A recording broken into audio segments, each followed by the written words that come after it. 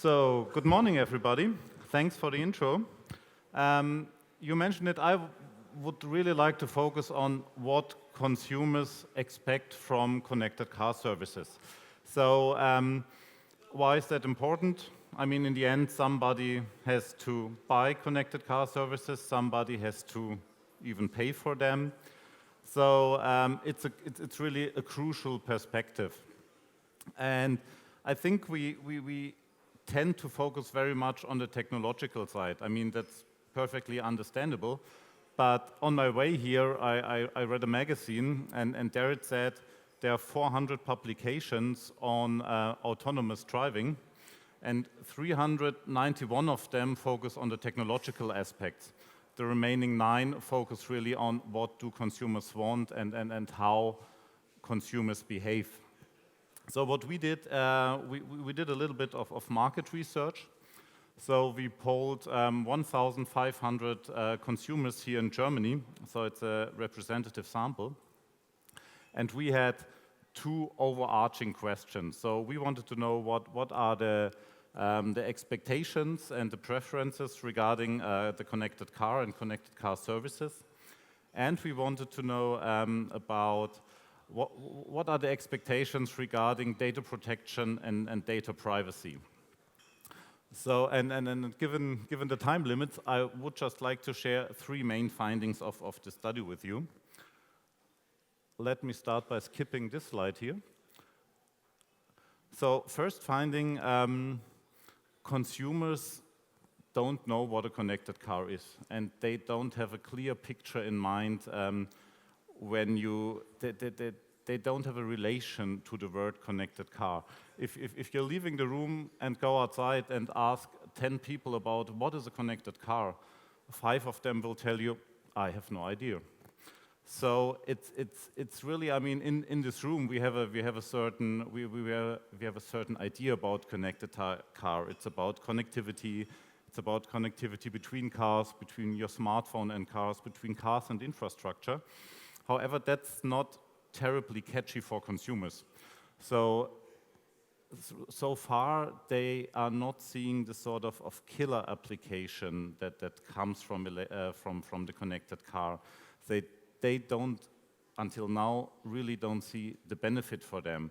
You see it here, so 50% never heard of connected car services. Of course, they know about the concrete services, they know about navigation, they know about cruise control, but as a concept, it's quite unknown in the public. So this is really, I guess, here's a huge challenge for marketing and communication of the car producers, because they haven't reached the consumers yet. Second finding, there are substantial generational differences between consumers. So you see here, the generation Y is by far the most open to connected car services. So those people between 18 and 30. So they are really interested in these services. They are really willing to pay for these services. You can see that the willingness to pay is double as high than for the generation of the 50, 60 plus year olds. So there's a really strong interest. So if you're looking for a perfect target group, here it is. The only caveat is the generation Y really the generation who drives the market? And if you think about it, cars are often bought by, well, the baby boomers, the generation X, those people with, well, say, more money. So, and this is a long-term process. So if the Gen Y would now be the most important buyer group, then we would face an immediate transformation. But I think it will take a while, because with the generation Y alone, we don't reach the critical mass. So it's a more sort of evolutionary process towards the really fully connected car. Third finding, and for me actually the most interesting, I mean, connected cars are based on data. Without data, you can't have a connected car. And if you can't convince consumers that they give you your data, then you're really having a problem. And that's a huge concern for consumers. Most consumers don't trust companies that much, that they deal with their data in a sort of responsible way. And their biggest fears are two. So there are the fear of hacker attacks. I mean, that's quite obvious. However, what is more important is really they fear that their personal data are sold or passed on. So it's not, they don't have a clear picture in mind what happens with the data. It's not that they have a sort of, they don't know what could happen with the data, and that's what they fear. So it's really about uncertainty. It's really about what could happen to me with the data and what does the car producer do with the data. So it's a very vague fear, but it's a very important fear. And obviously, I mean, one action to convince consumers to give their data is really to increase transparency. So their number one requirement and their number one building block for higher trust regarding the connected car is they want to have much higher transparency. So it's, I mean, we know that also from academic research. If consumers have complete information about their data, so there's a very interesting experiment going on in Italy right now. These guys have a dashboard on all data that is collected about them. So they have complete control, they can really see what data are out there. And what happens is their willingness to share their data increases. What they really want to have is a feeling that they are in control and not the company that has the data. So that's probably the most important point regarding privacy. When it comes to trust, as I said, I mean, most people don't trust the companies to handle their data properly. However, there are substantial differences.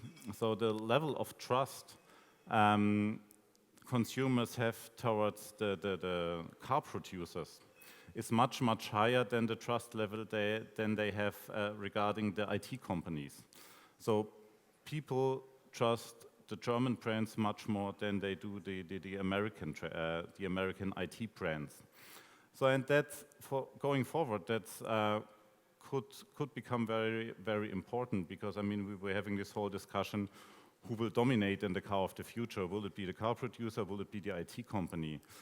Right now, in terms of trust, the car producers have a really strategic advantage.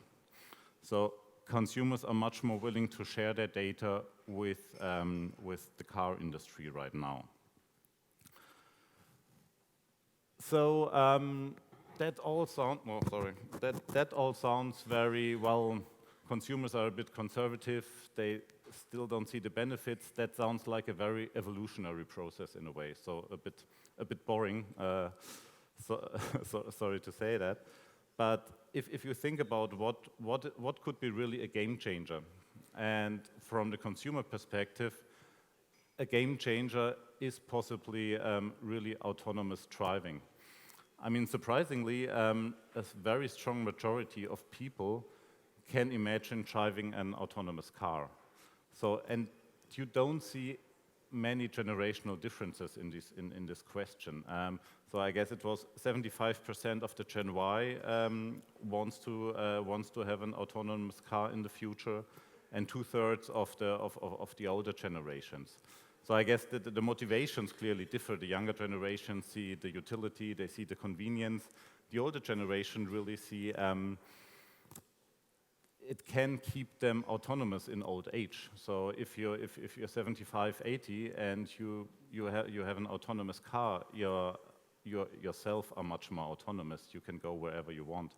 So motivations differ, but all generations are really, I wouldn't say waiting for an autonomous car, but that's probably really, from a consumer perspective, the big disruption, and not so much the car services that are currently on offer. So, thank you very much.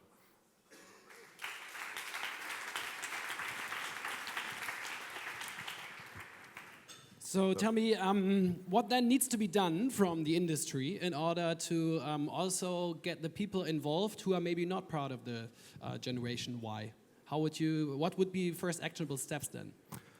I guess you have to make, for many people, it's really about what is their benefit. I mean, you really have to convince them, well, this is something that's in it for you.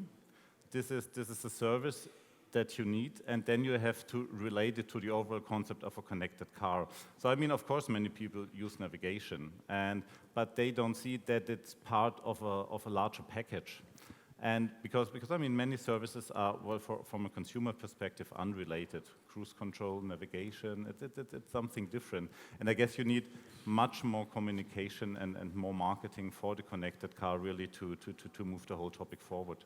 So, and if you would be then in this position, how would you convince me then to use connected car services? Well, if I had a connected car, I would just ask you to join me in my car, because people really have to touch it. They have to see it, what it can do for them. I mean, if you think of the first smartphones, I mean, in 2006, if somebody had told you, well, there will be a really big phone with a screen, and you said, well, what I thought, it's getting smaller and smaller all of the time. However, once you see it, once you see what it can do for you, then it's much easier to reach the critical mass, and that really needs communication, it needs marketing, it needs really connected cars on the streets and touchable for many people. So would you say that the car manufacturers who offer also car sharing services then are in a good position? I think so, yeah. I mean, that's a perfect example, really, to bring it out in the public and make it, create a customer experience, a real customer experience. So this is one of the, well, most promising ways, I would argue. Okay, thank you very much. Okay, thank you. Very interesting.